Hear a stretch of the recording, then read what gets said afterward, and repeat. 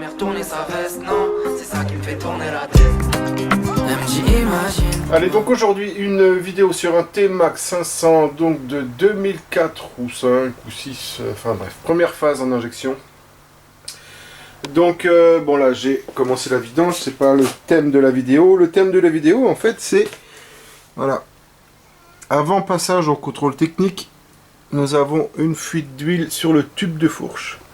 Donc je vais faire les joints spi de fourche, donc ça c'est assez facile à démonter parce que c'est une fourche traditionnelle, c'est très facile quoi, disons, bref.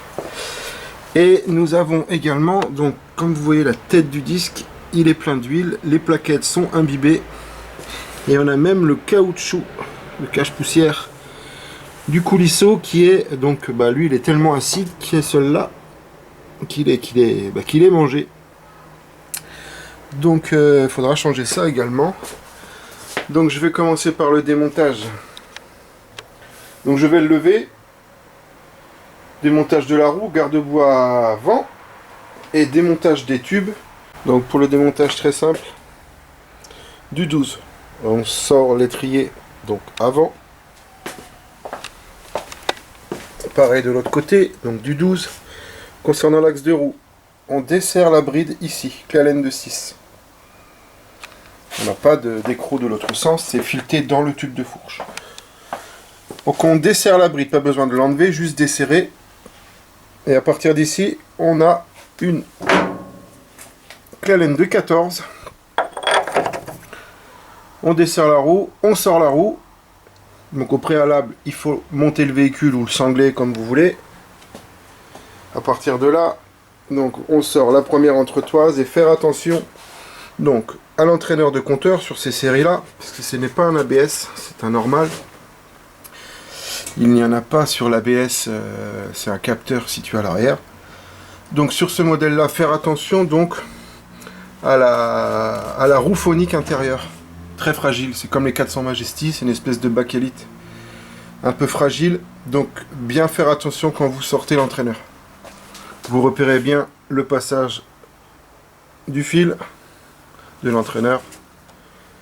On desserrera donc les durites de frein ici. Et à partir de là, on en verra un petit peu plus, c'est-à-dire que le garde-boue, on a ces deux vis apparentes qui sont ici. Allez donc, roue enlevée. Je vais vous parler, alors je sais pas si vous pouvez la voir, mais sous la merde, toute la merdasse là. Visiblement, j'ai affaire à des artistes de la crasse. Oui, mais ça c'est Julien, ça nous a fait des conneries pareilles. Il y a deux vis de 10 donc de chaque côté. Regardez la tête de l'étrier. L'étrier, waouh. Regarde, mais t'es dégueulasse. Une grosse boule de merdasse aussi. Donc la bague que je vous parle en bakélite, c'est celle-ci, celle qui tourne. Faire attention parce qu'elle est très fragile, les petits ergots là, ils cassent.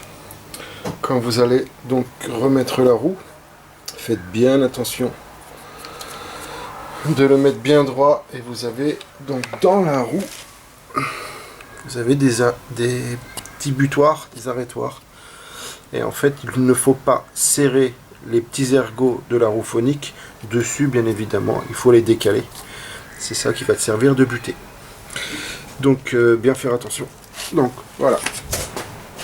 Donc une fois le garde-boue que je vais tomber incessamment sous peu. Est-ce que tu peux tchatcher comme moi je tchatche? Je roucoule, je broie la langue de Molière, putain de merde. Les brides de durite des deux côtés. Tac tac. On aura les brides, donc les durites qui seront libres. Nous allons desserrer. Je sais pas si on peut voir, je vais essayer de prendre une lumière. Donc la première bride de la fourche est ici, c'est les deux de 6. Donc là, pareil comme la roue, vous avez juste à les desserrer.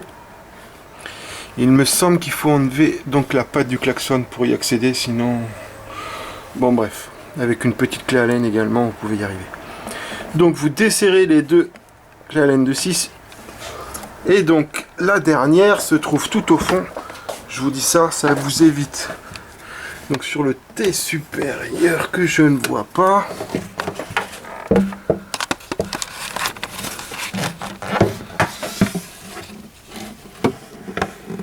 On voit là, on aperçoit le T supérieur. C'est exactement pareil, vous avez une bride à desserrer. Une fois que vous avez desserré donc toutes les brides du premier côté, vous sortez le tube et vous faites pareil donc de l'autre côté. Ouais, moi je l'aperçois, mais bon. Ouais, ici si on la voit. Allez. Allez, je vais tomber la fourche et on va commencer donc.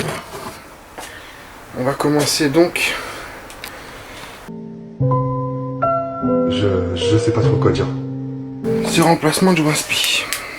Allez. Bon alors j'ai démonté le garde-bois avant, j'ai enlevé les étriers, j'ai pu enlever en fait qu'un tube. La bride j'accédais donc par le haut, enfin par le bas je veux dire, pour enlever la bride. Mais de l'autre côté je m'en rappelais plus, c'est vrai qu'il n'y a pas beaucoup accès.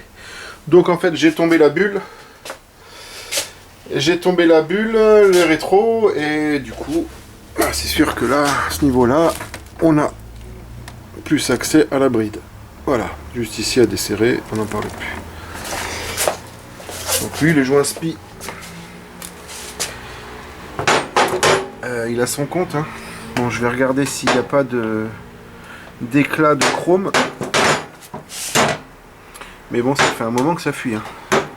Bon, il est évident qu'au contrôle technique, il n'y a rien qui passait. Surtout avec de l'huile. De l'huile comme ça, donc sur les plaquettes, il est évident qu'il n'y a rien qui passait. Donc, je vais donc tomber le deuxième et je vais passer donc à l'extraction des anciens joints spi, et puis on va faire tout ce qu'il faut faire. Alors donc pour commencer, ce qui nous intéresse, c'est cette vis là. C'est la vis qui retient donc le plongeur intérieur. On enlèvera on enlève en premier donc cette vis, on la dévisse, on laisse couler. On enlèvera le bouchon en second. Nous, ce qui nous intéresse, c'est derrière ça, c'est-à-dire ça c'est le cache-poussière et derrière vous avez le joint spi. Donc on va enlever donc cette vis. Cette vis, vous ne pourrez pas l'enlever directement comme ça à la clé, parce que il faut faire d'un coup sec. Moi je le fais à la clé à choc, mais sinon il faudrait le mettre en pression. C'est-à-dire le problème c'est que quand vous allez vouloir la dévisser, soit vous y arrivez, c'est vrai qu'il y a des tubes, on peut y arriver. Mais la plupart du temps, le plongeur tourne à l'intérieur. Donc c'est parce qu'il n'est pas en compression. Donc soit vous le faites à la main et vous appuyez sur votre tube pour qu'il soit en compression avec le ressort. Là vous pourrez l'enlever. Moi je le fais à la clé à choc. En 2 secondes, voilà, en 2 secondes c'est fait. Je laisse couler, je fais les deux. Et après j'extrais le joint spi. Allez, je vous reprends juste après là d'avoir enlevé tout ça. Donc voilà, je l'ai desserré. Waouh, faire les deux choses à la fois. Je l'ai desserré, donc là, attention au petit joint. Voilà, donc vous avez l'huile qui ne peut pas couler. Moi je le laisse couler un moment et je vais faire le deuxième.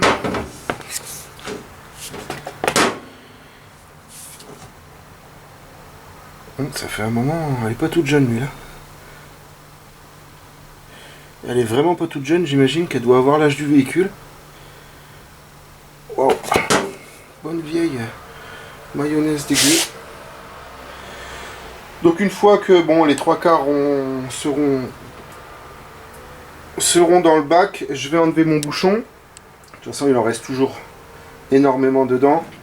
Je vais enlever mon bouchon et je vais nettoyer, donc ressort, fourreau, tout ça, juste après. Allez, je vais faire le deuxième. Et après, je vais donc faire un par un, sortir le spi, le cache-poussière, enlever l'écrou du haut. Je vais faire ça. Bon voilà, ça s'égoutte tranquillement. Alors, j'ai tombé le cache-poussière, j'ai tombé le clips. Donc tout ça, ça se passe ici. Franchement, j'ai horreur de faire ça là. Quand ça fuit dans tous les sens, on a la main grasse. Donc le cache-poussière au tournevis, on le sort. Donc là, je sais pas si vous pouvez le voir, mais on a le clips. On le voit là-haut. Donc ça, vous le sortez. Donc après, ça se compose comme ça. je vous explique. Une fois que vous avez enlevé le clips, vous pouvez prendre votre tube et désolidariser donc le tube du fourreau. Vous avez juste à tirer, faire des à-coups comme ça, et vous allez voir votre tube va venir donc avec votre fameux joint spi. Donc vous ferez attention parce que donc en fait la vis qu'il y avait au cul, celle-ci, c'est celle-ci qui est donc, je me répète, celle-ci qui était au cul du tube, vient se visser en fait ici. Faire attention à elle, elle a un sens. Donc vous avez donc votre filetage qui est ici. Donc faites bien attention au sens de remontage. Donc là je vais bien nettoyer, je vais regarder si il n'y a pas des pites de rouille ou des éclats de chrome. Bon, sur la partie supérieure, c'est pas le problème, on s'en fiche. Nous ce qui nous intéresse, c'est sur sa course. Donc ça c'est celui qui ne fuyait pas. Donc je sais que toujours vérifier. Et donc si on a, admettons, si vous avez un pit de chrome comme ça sur la course du joint spi, il se peut que ça refuit après. Hein. Donc voilà. Donc pour celui-ci, il n'y a pas de problème. Ce que je vais faire, je vais nettoyer tout ça. Je vais ouvrir mon bouchon. Dedans, donc il y a mon ressort. Il y a mon plongeur. Je vais tout sortir et tout nettoyer.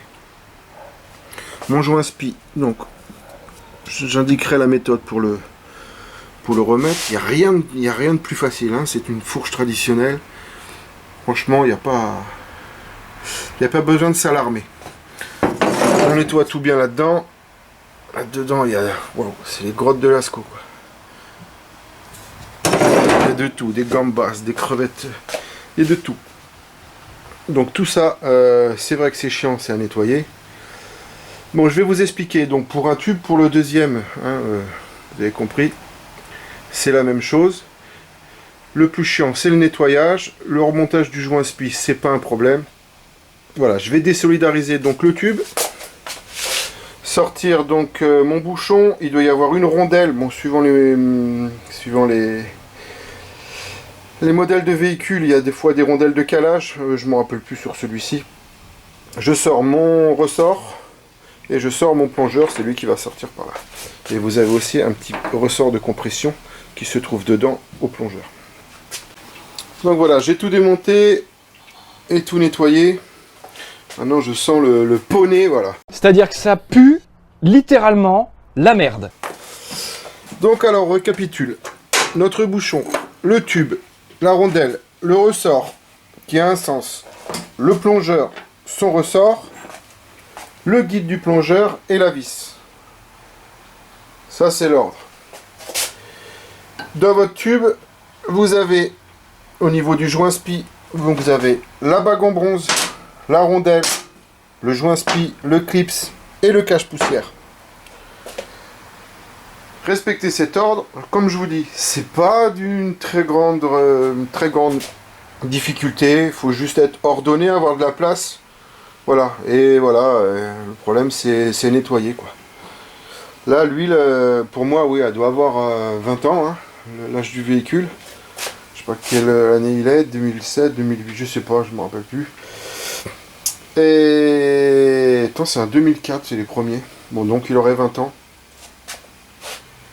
Tant que vous soyez ordonné, hein, outillé, bon, pas tellement d'outils, hein. Moi j'ai une petite péteuse manuelle, clé à choc. Pas besoin de prendre une électrique, hein, mais là c'est du 22. Et la vis du bout, c'est du 8, BTR de 8. Moi, j'utilise ça. Et je le mets au bout de la péteuse.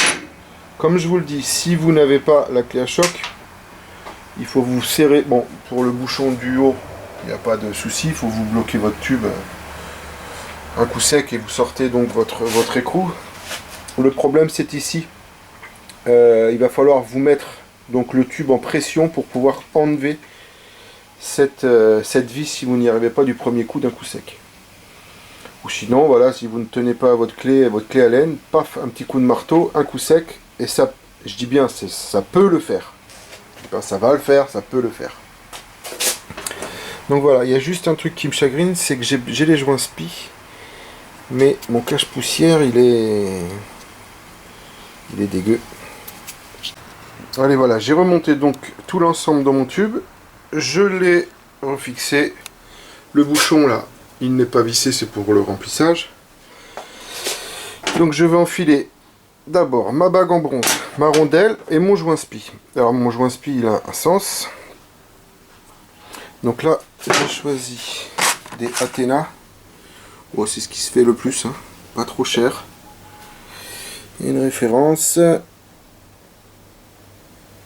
Donc pour le 500 c'est un diamètre 47 de mémoire je crois. Donc voilà, il y a un sens. Donc ça c'est le haut, ça c'est le bas. Ce que je fais, c'est qu'une fois que j'ai placé donc ma bague, ma rondelle, tout ça, je le place et j'y vais aux chasses. Petit chasse-goupille. Donc je mets le tube par terre. Je le mets bien droit, plane au tube. Et petit à petit, tac tac tac tac tac tac tac tac, je tape avec un chasse-goupille. Il faut faire très attention de ne pas marquer le chrome du tube, parce que ça pourrait éventuellement faire de nouvelles fuites. Donc soit vous mettez je sais pas, un chiffon ou quelque chose, vous enrubanez de je ne sais quoi, bref. Tout ça c'est qu'il ne faut pas rayer donc la course du tube à ce niveau là. Je vais faire ça, je ne vais pas pouvoir prendre la caméra et le tapoter en même temps, mais je pense que vous avez compris le système. N'y allez pas tellement fort, vous faites petit à petit, jusqu'au moment où vous serez donc à votre butée, donc à votre rondelle. Une fois, de toute façon, une fois que vous pensez être au maximum, de toute façon vous verrez la gorge du clips. Si vous ne la voyez pas, c'est que vous n'êtes pas à fond. Voilà, c'est tout simple. Allez, je vais remonter ça. Je vous fais voir après. Je vais regarder la quantité d'huile de fourche à mettre et par tube et la viscosité. Je vous dis ça tout à l'heure. Donc, j'ai enquillé donc mon spi dedans. Je me suis aidé au début de l'ancien pour pouvoir le taper sur l'ancien pour pouvoir le centrer. Donc là il est dans la gorge, il me reste juste à mettre le clips. Au préalable, je vous ai pas parlé de la petite bague en bronze parce que ouais, j'ai un peu l'habitude de le faire. La petite bague en bronze, vous faites la même chose en fait, vous la tapotez pour qu'elle rentre au centre et après vous mettez votre rondelle et après votre joint spi. La petite bague en bronze c'est pareil, avec au chasse-goupille. Ce que vous pouvez faire, donc je vous explique.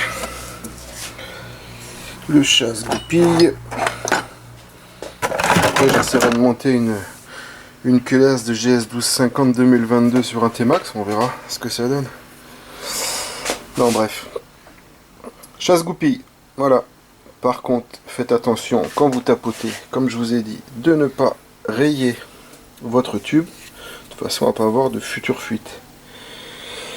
À la lumière, si vous ne voyez pas la gorge, c'est qu'il n'est pas au fond, hein, on est bien d'accord. Donc là, je la vois, je vais mettre mon clips et après mon cache-poussière. Je vais remplir et on n'en parle plus. Donc voilà, comme je vous dis, être outillé un petit peu. Après, vous pouvez le faire dans les taux, hein. De toute façon, c'est nécessaire, ou vous le faites à deux. Un qui vous tient le tube, un qui monte, qui met le joint spi. Ce que vous pouvez faire aussi, vous mettez votre ancien joint spi. Si vous avez un tube un petit peu plus gros que votre tube de la machine, du véhicule, quoi, vous tapotez dessus, vous tapez comme ça, vous tapez dessus, vous graissez bien au niveau du spi, mais n'y allez pas comme un bourrin. Moi je le fais pas parce que je m'étais peut-être un petit peu trop envoyé quand j'ai mis le spi avec le tube et j'avais un côté qui s'était mis, l'autre que la lèvre était ressortie, donc c'est pour ça maintenant je le fais qu'au chasse. C'est beaucoup plus long, mais au moins je suis sûr du résultat. Donc voilà, écoutez, que dire de plus? Je vais mettre la quantité et je vous dis ça tout à l'heure. Et puis voilà, pour le remontage, c'est machine arrière, pas grand chose à savoir de plus. Pour les plaquettes, Il me semble avoir fait une vidéo sur les anciens T-Max, oui il me semble, sur le changement de plaquettes. Bon, pas sur le nettoyage, là, putain, j'en ai pour un moment, là, nettoyer ça, c'est dégueu. Je répète, ça, faites-y très attention au remontage et au démontage. Elle se détaille, hein. Mais bon, ça vaut un œil. Allez, je vous dis ça donc pour la quantité d'huile, et puis voilà, la vidéo va s'achever ici. What we do here is go back.